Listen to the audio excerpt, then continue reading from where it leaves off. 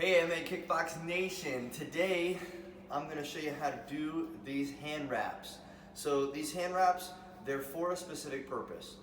They help support your wrist when punching and making contact and have padding on the knuckles. What you need to make sure is that these are tightened down at the appropriate level so they don't cut off your circulation and they're not too loose that they just keep sliding around within the glove.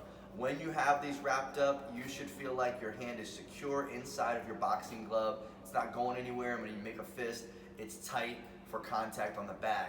Another thing about the wraps that we usually start off beginners with, these are 108-inch wraps. So if you've been looking up other tutorials on YouTube, odds are you're finding 180-inch wraps, which require you to wrap in between each finger individually.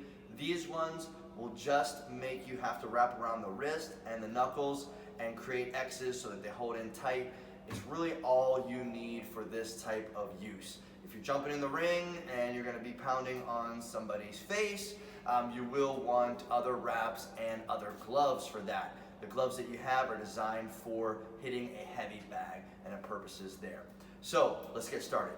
So the first thing you're gonna wanna do is let these go all the way down to the ground and lengthen out. Secondly, you're going to want to put the thumb loop around the thumb so that the seams point down to the wrist. You're going to start wrapping 3 times around.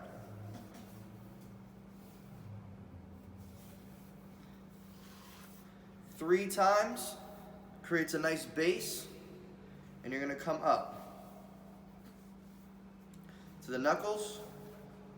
Go along the bridge of the knuckles right in between the wrap and spread the fingers out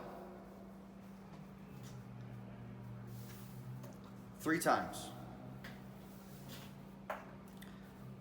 At the end of that 3rd time, come back down the top of the hand and create that X. Now we're ready to flip it over.